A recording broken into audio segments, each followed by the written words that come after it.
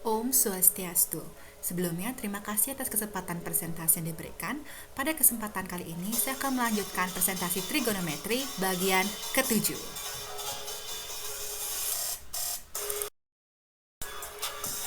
Sebelum itu, saya akan memperkenalkan diri terlebih dahulu.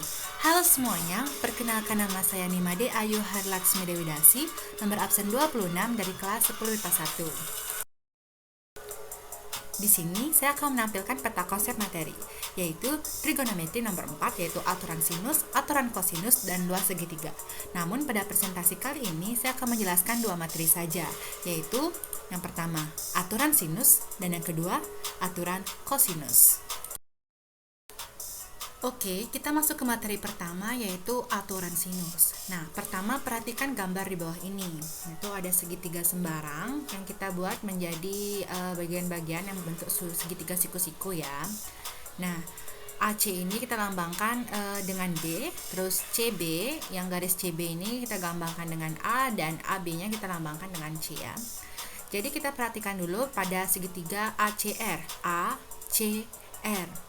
Nah, rumus sinusnya kita ingat lagi, kalau sinus itu adalah sisi depan per sisi miring. Jadi sinus A-nya, sinus dari sudut A-nya itu adalah CR per B, karena sisi miringnya kita lambangkan dengan B kan.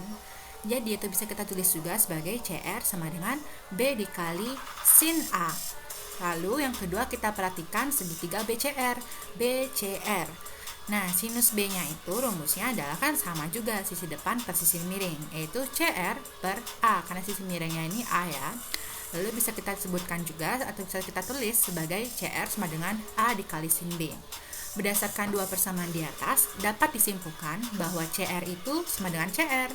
Dan nilai CR yang pertama kan B dikali sin A, CR yang kedua A dikali sin B. Atau dapat kita buat menjadi A per sin A sama dengan B per sin B. Nah, dari hal itu diperolehlah sebuah aturan sinus yang menyatakan hubungan panjang sisi dan sudut pada suatu segitiga. Dengan cara yang serupa akan diperoleh persamaan aturan sinus seperti yang diberikan pada persamaan di bawah.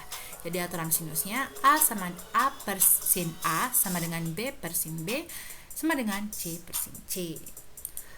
Lalu, aturan sinus itu berlaku di semua segitiga. Aturan sinus itu digunakan untuk menentukan unsur-unsur atau sisi dan sudut yang lain dalam segitiga apabila sebagian unsurnya diketahui. Kemungkinan unsur-unsur yang diketahui itu yang pertama ada sisi, sudut, dan sudut. Yang kedua, sudut, sisi, dan sudut. Dan yang terakhir adalah sisi, sisi, dan sudutnya. Ini perlu kalian ingat ya teman-teman, kemungkinan unsur-unsur yang diketahui dari aturan sinusnya. Oke, kita masuk ke materi kedua, yaitu aturan kosinus. Nah, di sini saya akan menjelaskan dua cara, yaitu cara cepat dan juga cara panjangnya. Yang pertama akan saya jelaskan adalah cara panjangnya ya teman-teman. Oke, yang pertama kita harus lakukan adalah kita memperhatikan segitiga ini.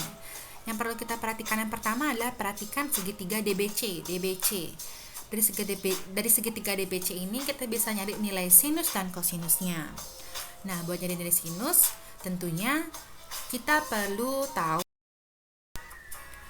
Oke, kita masuk ke cara cepat menentukan aturan kosinusnya. Nah, ada dua poin penting yang mungkin perlu kita ingat dulu, yaitu kita harus tahu sisi selain sisi yang dicari atau sisi yang diketahui. Lalu dikurang 2 kali sisi selain sisi yang diketahui atau sisi yang dicari. Dan kita juga harus tahu satu lagi, yaitu sudut yang ada di depan sisi yang dicari atau sisi yang diketahui.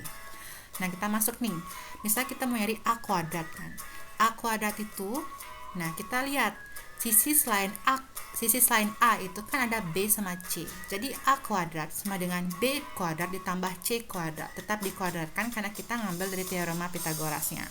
Dikurang 2 kali sisi selain sisi yang diketahui atau sisi selain sisi A. Jadi dikali 2BC. Dikurang 2BC. Lalu dikali kosinus sudut yang ada di depan sisi A. Sudut yang ada di depan sisi A itu kan sudut A. Jadi dikali kosinus A. Lalu buat cari B kuadratnya juga sama. Kita cari dulu sisi selain B, yaitu sisi A dan sisi C kan.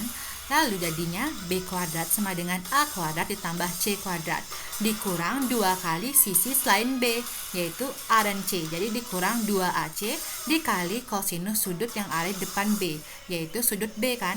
Jadinya dikali kosinus B. Lalu buat nyari C kuadratnya juga sama. Kita cari dulu sisi selain C, yaitu sisi B dan sisi A kan. Jadinya sama dengan C kuadrat itu sama dengan A kuadrat ditambah B kuadrat dikurangi 2 kali sisi selain C, yaitu sisi A dan B, dan juga dikali kosinus sudut yang ada di depan sisi C, yaitu sudut C, yaitu jadinya dikali kosinus C. Jadi pokoknya kita harus tahu sisi selain sisi yang dicari dan juga sudut yang ada di depan sisi yang dicari atau sisi yang diketahui atau sisi yang mau dicari, pokoknya gitu. Itu cara cepatnya teman-teman. Nah, seperti aturan sinus, aturan kosinus juga berlaku pada setiap segitiga, dan aturan kosinus ini juga mempunyai kayak unsur-unsur gitulah. Aturan kosinus ini digunakan untuk menentukan unsur-unsur segitiga jika diketahuinya A, sisi, sudut, dan sisi. Dan yang kedua jika diketahui sisi, sisi, sisi. Jadi jika diketahui itu tuh pokoknya pakai aturan kosinus gitu lah, pokoknya bisa dibilangnya kayak gitu.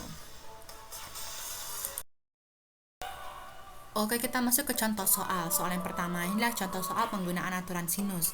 Nah, soalnya adalah pada segitiga ABC diketahui sisi A sama dengan 6 akar 3, sudut A besarnya 60 derajat, sudut B besarnya 45 derajat.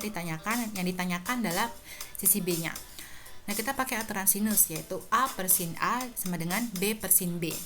Nah, kita masukin yang diketahuinya A-nya 6 akar 3 per sin A-nya A. Jadi karena besar sudut A itu 60 derajat, jadi sin A-nya itu sin 60 derajat. Terus karena B-nya gak diketahui, tetap B per sin B-nya jadi sin 45 derajat. Lalu sama dengan atau jadi 6 akar 3 per setengah akar 3 sama dengan B per setengah akar 2. Jadi dari mana per setengah akar 3 dan setengah akar 2 itu dari nilai sin 60 derajat dan sin 45 derajatnya. Misalnya kalian lupa, kan bisa cek materi sudut-sudut istimewa trigonometrinya ya teman-teman. Lalu kita coret akar 3 dengan akar 3, setengah dengan setengah. Lalu dapat dihasilkan hasil B-nya itu adalah, atau sisi B-nya adalah 6 akar 2. Kita masuk ke contoh soal 2, yaitu contoh soal penggunaan aturan kosinus. Nah, soalnya itu diketahui segitiga ABC.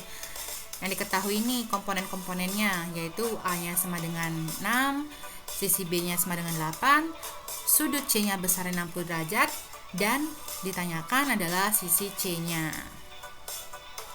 Nah, kita pakai aturan kosinus karena C yang diketahui, karena C yang dicari, jadinya C kuadrat sama dengan sisi selain C, yaitu sisi A dan B kan. Jadi C kuadrat sama dengan A kuadrat ditambah B kuadrat dikurang 2 kali sisi selain C, yaitu dikurang 2AB dikali cos sudut yang ada di depan C. Nah, ini kan C-nya yang hijau. Sudut yang ada di depan C ini kan sudut C kan. Jadi dikali kosinus C. Jadi tinggal kita masukin yang diketahui A-nya itu 6, B-nya 8, dan nilai cosnya itu cos sudut C-nya itu adalah 60 derajat. Lalu jadinya 36 ditambah 64 dikurang 96 dikali setengah. Nilai cos 60 derajat itu setengah.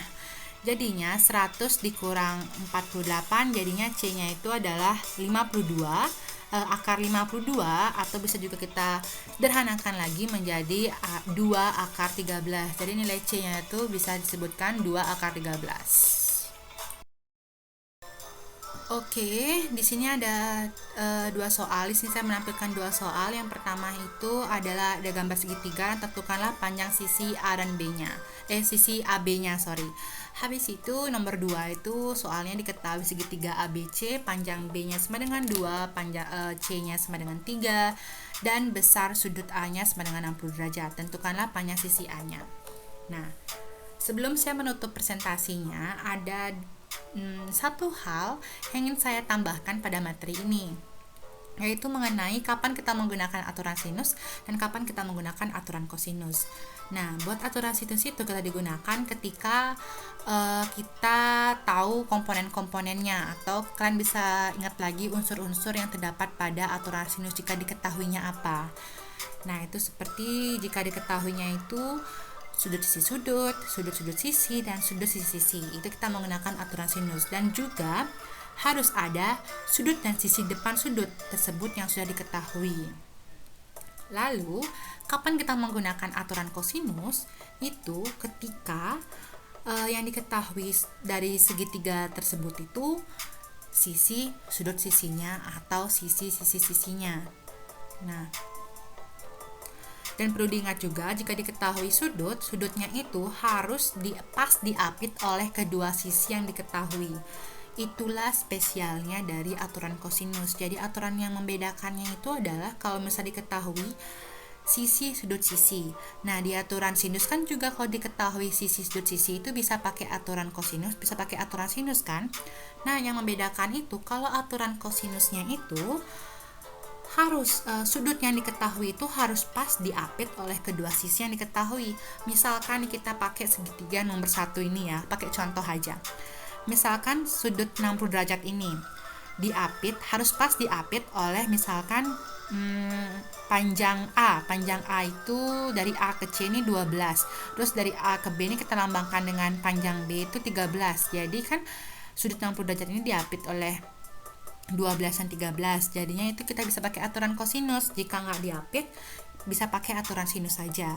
Jadi kita harus ingat unsur-unsurnya, unsur-unsur diketahui dari aturan sinus dan aturan kosinus. Dan untuk unsur sisi sudut sisi yang dimiliki kedua aturan, kita harus ingat spesialnya aturan kosinusnya, yaitu sudutnya harus diapit pas oleh kedua sisi yang diketahui. Oke, sekian presentasi dari saya.